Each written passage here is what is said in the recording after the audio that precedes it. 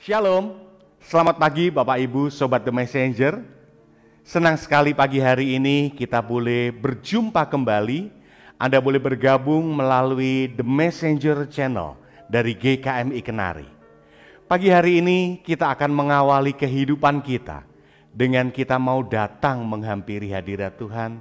Kita mau mendengar kebenaran firman Tuhan dalam program Bread of Life.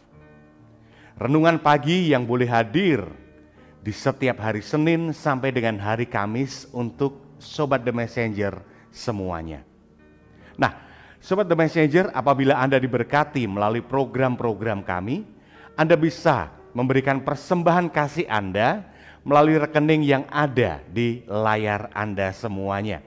Nah, kiranya apa yang kami berikan melalui kebenaran firman Tuhan, melalui program-program dari The Messenger ini boleh menjadi berkat untuk Anda semuanya. Selamat menikmati hari yang baru, selamat menikmati kebenaran firman Tuhan. Tuhan Yesus memberkati.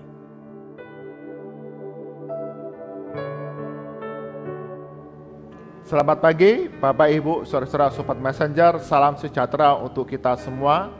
Mengucap syukur Tuhan karuniakan kepada kita satu hari yang baru, kehidupan yang baru di mana kita dapat menikmati segala kasih karunia yang Tuhan berikan. Bahkan Tuhan pimpin pelihara kehidupan kita sepanjang hari ini dalam melakukan banyak perkara. Bersama-sama di dalam Bread of Life, kita akan mengawali hari kita dengan belajar firman Tuhan yang menjadi satu tuntunan kehidupan kita sepanjang hari ini. Mari kita berdoa. Bapa kami surga, sungguh kami mengucap syukur. Kami dikaruniakan satu hari yang baru, anugerah yang baru, rahmat yang baru dalam kehidupan kami, sehingga kami dimampukan oleh Tuhan untuk melakukan banyak perkara dalam kehidupan kami sepanjang hari ini. Tugas, tanggung jawab, peran yang dipercayakan kepada kami, sanggup kami kerjakan dengan Tuhanlah yang memberikan hikmat kekuatan kepada kami. Bersama-sama dengan Sobat Messenger di dalam Bread of Life, kami akan mengawali hari kami dengan belajar kebenaran firman Tuhan yang menjadi tuntunan hidup kami sepanjang hari ini dan hari-hari kami ke depan. Roh Kudus yang berikan pencerahan kepada kami untuk mengerti firman Tuhan yang kami baca, kami simpan dalam hati dan menjadi tuntunan setiap hari. Dalam nama Tuhan Yesus kami berdoa. Amin. Bapak Ibu, Saudara-saudara Sobat Messenger, tema perenungan kita pada pagi hari ini adalah pengampunan dari atas kayu salib. Pengampunan dari atas kayu salib. Sebelumnya mari kita membaca dari Injil Lukas. Injil Lukas pasal ke-23 ayat ke-32 hingga ke-34. Injil Lukas pasal 23 ayat 32 hingga ke-34, demikian firman Tuhan. Dan ada juga digiring dua orang lain, yaitu dua penjahat untuk dihukum mati bersama-sama dengan dia. Ketika mereka sampai di tempat yang bernama Tengkorak, mereka menyalibkan Yesus di situ dan juga kedua orang penjahat itu, yang seorang di sebelah kanannya dan yang lain di sebelah kirinya. Yesus berkata, "Ya Bapa, ampunilah mereka, sebab mereka tidak tahu apa yang mereka perbuat." Dan mereka membuang undi untuk membagi pakaiannya. Amin. Diberkati setiap kita yang membaca, mendengar firman Tuhan siang dan malam, menyimpannya dalam hati serta melakukannya dalam kehidupan hari demi hari. Bapak Ibu, Saudara-saudara Sobat Messenger, ketika seorang sahabat mengkhianati kita, maka kita sadar, kita tahu bahwa kita harus mengampuni. Tetapi ketika kita mengingat kembali apa yang dikatakan, apa yang diucapkan tentang diri kita, yang melukai hati kita, yang merendahkan harga diri kita, yang mengecewakan kita, kita kemudian acap kali lebih menjadi mudah marah dan tidak mudah untuk mengampuni. Ya, kita tahu ketika kita dilukai, kita dikecewakan, bahkan ada orang yang berbuat jahat kepada kita, kita diajar untuk mengampuni. Tetapi meski kita orang Kristen pun acap kali tidak mudah kita memberikan pengampunan kepada mereka yang sudah menyakiti kita. Bapak Ibu, saudara-saudara, Sobat Messenger, di Kota Kudus pernah viral tentang kehidupan dua keluarga yang bertetangga. Dua orang tetangga ini selama berpuluh-puluh tahun hidup berdampingan, tetapi memang sering terjadi pertengkaran di antara dua keluarga ini. Bertahun-tahun, bahkan dikatakan lebih dari 40 tahun hidup bertetangga, tapi seringkali terjadi pertengkaran. Karena ucapan-ucapan yang dikeluarkan, yang terlontarkan itu menyakiti, menghina. Salah seorang tetangga yang kemudian, aku harus sabar, ya aku harus sabar, aku harus sabar. Tapi kok ulang-ulang, kok terus terjadi? Sang tetangga yang lain itu selalu berkata-kata yang kasar, yang menyakitkan hati. Orang yang semula sabar, tetapi ketika terus-menerus itu terjadi, dihina, dikata-katain secara jahat dan kotor dan kasar, membuat orang yang sebelumnya sabar, tetangga ini, kemudian makin lama makin menjadi marah. Dan akhirnya salah seorang tetangga ini yang memang punya tanah yang luas, kemudian membangun tembok yang menutup jalan masuk ke rumah tetangga yang menyakiti hatinya.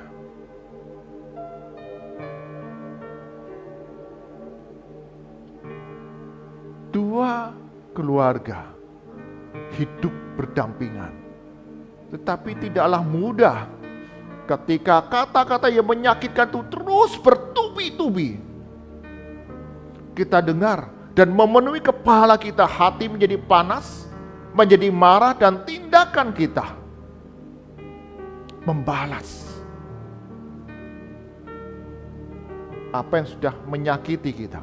Kita balas dengan tindakan yang juga akan menyakiti orang yang sudah menyakiti kita. Kita membalas tindakan kita. Bapak Ibu, pengampunan tidaklah mudah di dalam kehidupan relasi kita dengan orang-orang yang ada di sekitar kita. Bahkan dengan sahabat keluarga pun bukan hal yang mudah. Pengampunan menjadi inti dari iman kita, orang-orang yang menurut iman percaya kepada Yesus Kristus. Dan Yesus Kristus sudah memberikan satu teladan dalam kehidupannya kepada kita semua. Bagian firman Tuhan yang kita baca, di sana peristiwa bagaimana Yesus Kristus dia disalib. Dan di atas kayu salib Yesus berkata, "Ya Bapa, ampunilah mereka sebab mereka tidak tahu apa yang mereka perbuat."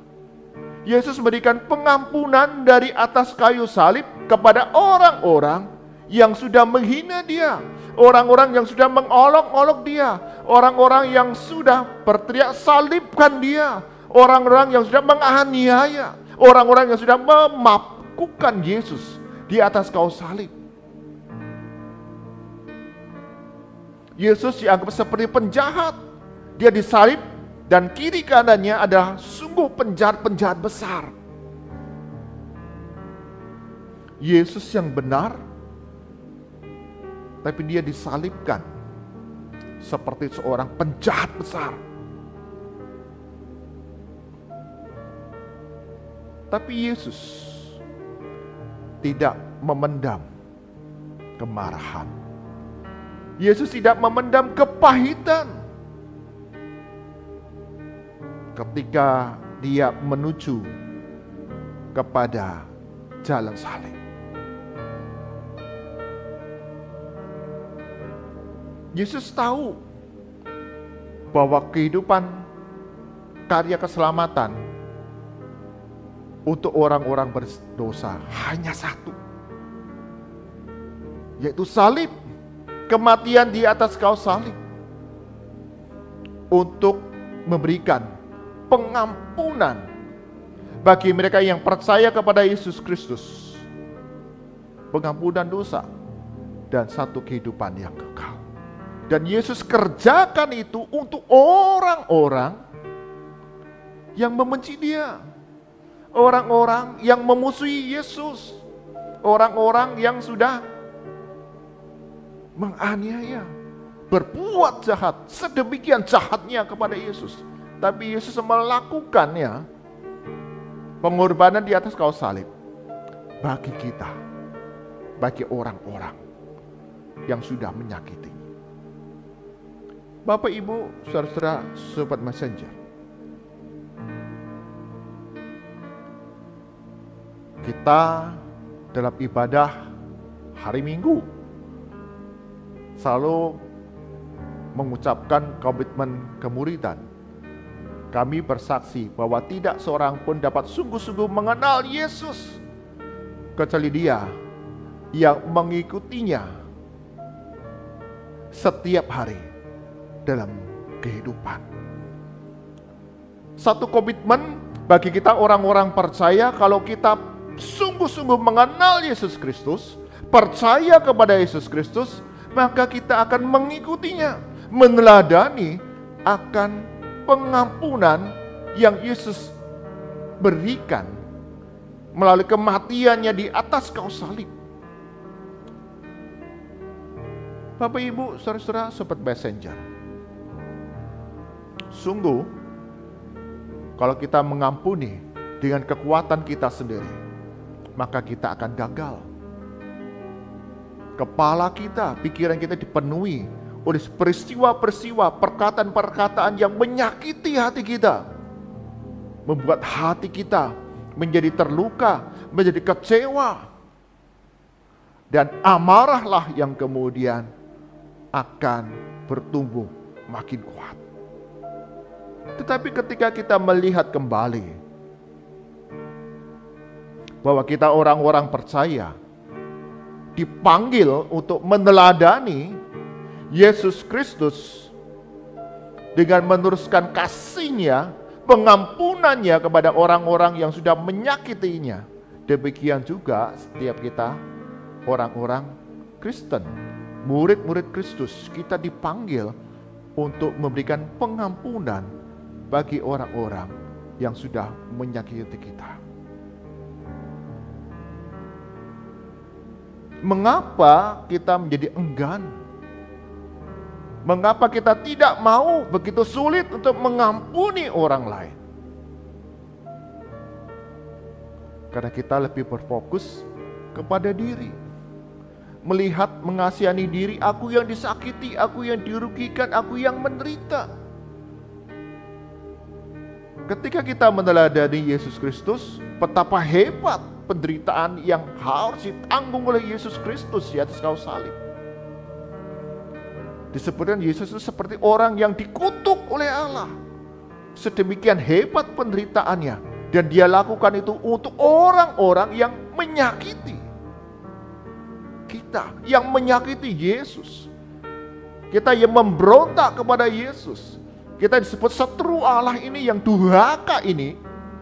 Tapi Yesus mau mati bagi kita. Kematian di atas salib adalah bentuk pengampunan yang Yesus kerjakan dari atas kayu salib. Iya Bapa, Ampunilah mereka sebab mereka tidak tahu apa yang mereka perbuat. Karena itu Bapak Ibu, saudara-saudara Sobat Messenger, ketika kita dikhianati, ketika kita disakiti, ketika kita dikecewakan, ketika kita dilukai, ingatlah kita dipanggil untuk memberikan pengampunan kepada mereka. Mintalah agar Tuhan Allah kita, Bapa kita, memberikan kemampuan kepada kita untuk dapat memberikan pengampunan kepada mereka yang sudah menyakiti kita, dengan meneladani pengampunan yang Yesus kerjakan dari atas kayu salib bagi kita semua. Ketika kita sanggup untuk melakukannya, memberikan pengampunan kepada mereka yang sudah menyakiti kita dengan satu kehidupan yang lebih baik, mendoakan apa yang baik, melakukan apa yang baik kepada mereka yang sudah menyakiti kita, maka kita akan dilepaskan dari hati yang sulit untuk mengampuni. Mintalah kekuatan dari Tuhan. Mintalah kemampuan dari Roh Kudus, kuasa dari Roh Kudus untuk memberikan pengampunan kepada sesama. Karena kita semua sudah menerima pengampunan dari atas kayu salib melalui pengorbanan Yesus Kristus. Dialah teladan kita di dalam mengampuni kepada sesama kita. Amin. Mari kita berdoa.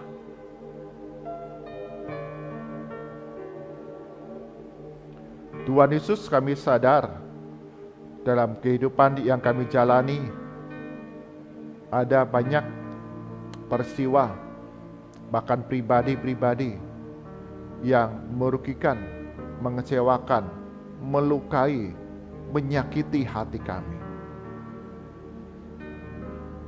Dan kami tahu kami dipanggil untuk mengampuni mereka yang menyakiti hati kami. Ampuni, setiap kali kami tidak mudah untuk melakukannya. Kami lebih menyimpan kepahitan, kemarahan, dan meluapkannya dengan tindakan dendam yang merugikan, membalas kejahatan dengan kejahatan. Ampuni kami ya Tuhan. Hari ini kami belajar dari teladan Yesus Kristus yang mengaruniakan pengampunan dari atas kayu salib. Ketika melihat mereka yang mengolok-olok, mereka yang menganiaya, mereka yang memabukkan Yesus. Yesus melihat dari atas kayu salib dan berkata, "Ya Bapa, ampunilah mereka, sebab mereka tidak tahu apa yang mereka perbuat." Pengampunan dikaruniakan kepada orang-orang yang menurut iman percaya kepada Yesus Kristus.